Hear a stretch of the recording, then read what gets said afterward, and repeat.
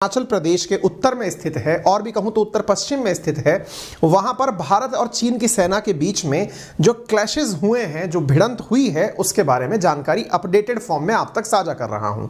Update देना हो और उस समय दुनिया की सबसे बड़ी ताकत के बारे में जिक्र ना हो तो बातें अधूरी लगती हैं।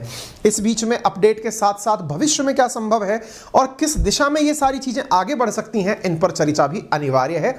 इसी क्रम में आज मैं आपके साथ में ये सारी चीजें साझा कर रहा हूं। आपसे गुजारिश है कि सेशन को जितना जल्दी हो सके आप अपने सभी साथियों से साझा कर दें। चैनल पर नए हैं तो अभी सब्सक्राइब कर लें और वीडियो को पूरा ध्यान से सुनें। चलिए शुरू करते हैं, लेकिन शुरुआत में आपके साथ साझा कर दिया जाए कि इस कार्यक्रम के प्रायोजक हैं रीलेवल बाय अनअकैडमी, जो गारंटी देता है कि यदि आपने इनका कोर्स पढ़ लिया और पढ़ने के 90 दिन के भीतर भी अगर आपकी जॉब ना लगे तो आप अपनी पूरी फीस रिफंड ले सकते हैं। और इवन पढ़ते समय भी यदि आपको इनके कोर्सेज पसंद ना आए, जो कि जॉब की गारंटी देते हैं, तो भी आप 14 दिन के भीतर पढ़ते पढ़ते अपने फीस को पूरा रिफंड कर सकते हैं। इस प्रोग्राम के बारे में भी सेशन के दौरान मैं आपको साझा करूंगा। चलिए आगे बढ़ते हैं। फिलहाल के लिए आप देख सकते हैं कि तमाम अखबारों की सुर्खियों में एक न्यूज छापी हुई है और वो ये है कि इंडिया के लिए अमेरिका ने क्या कहा। और ऐसी स्थिति में अमेरिका का पक्ष भारत के लिए भी महत्वपूर्ण हो जाता है, क्योंकि हमेशा अमेरिका ही हमें सबसे अविश्वस्त साथी लगा है।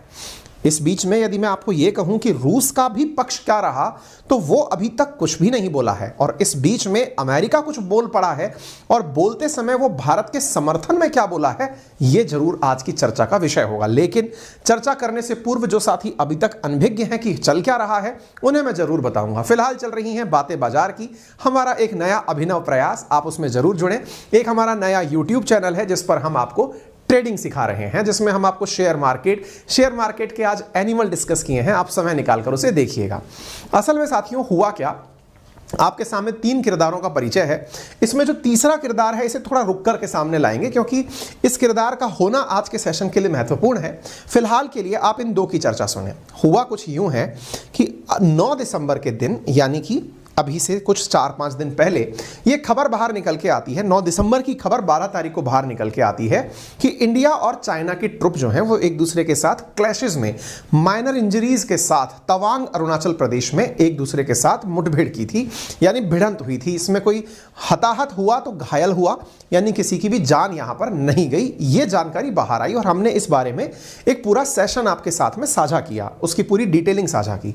डिटेलिंग ये थी कि भारत और चीन के सैनिकों ने समुद्र तल से 17,000 फीट की ऊंचाई पर तवांग में यांगत्से नामक स्थान पर एक दूसरे के साथ हाथापाई की। कारण यह था कि चीन के लगभग 600 सैनिक, जिनमें से 300 सैनिकों के द्वारा बॉर्डर क्रॉस करने का प्रयास किया गया और प्रयास कर रहे सैनिकों को भारतीय सेना के द्वारा वापस उन्हीं के स्थान पर भेजा गया। और जब वो नहीं गए तो फिर यहां पर लाठी भाटा जंग भी हुई। ठीक है, यह क्षेत्र अगर मैप पे दर्शाएं तो कुछ इस प्रकार से दिखाई देता है। भूटान के उत्तर पूर्व किनारे की तरफ दिखाई देता है। तवांग का महत्व चीन अपने लिए इस तरह से मानता है कि जो तिब्बत का क्षेत्र है, जिस पर चीन ने कब्जा 1950 से किया हुआ है, उस क्षेत्र का एक्सटेंडेड पार्ट तवांग तक आता है। क्योंकि जो बुद्धिस्ट यहां रहते हैं उन्हीं के बुद्धिस्ट मठ तवांग में भी हैं, तो वो ये मानता है कि इस तरह से बौद्धिक रूप से या फिर ये समझिए रिलीजियस रूप से तवांग जो है वो चीन का हुआ, क्योंकि तिब्बत उसका है। खैर, फिलहाल इस जगह के बारे में यदि ये कहा जाए कि वो क्षेत्र है जिस पर भारत अपना, मतलब ये हमारे अरुणाचल प्रदेश का अभिन्न हिस्सा है और चीन की फोर्सेस यहां पर हिमालय की दुर्गम चोटियों के कारण अपना हक जताने का प्रयास हमेशा करती रही हैं। भारत की सीमा को 3 क्षेत्रों में बांटकर आपके सामने डिस्कस किया जा सकता है। भारत की चीन के साथ जो सीमा है, 1993 के आधिकारिक बयान के आधार पर हमारे बीच में और चीन के बीच में 2 एग्रीमेंट हो रखे हैं। एक 1993 एग्रीमेंट है और एक 1996 का एग्रीमेंट है।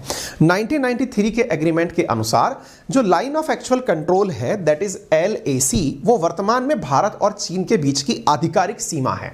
यानी कि हम लोग इसी को सीमा मानते हैं और इसके आधार पर भारत और चीन की सीमा को 3 भागों में बांटा जाता है। दिशाओं के आधार पर जो पूर्व की तरफ होता है, यानी कि जो सीधे हाथ की तरफ एक्सट्रीम एंड होता है, वो पूर्वी सेक्टर है।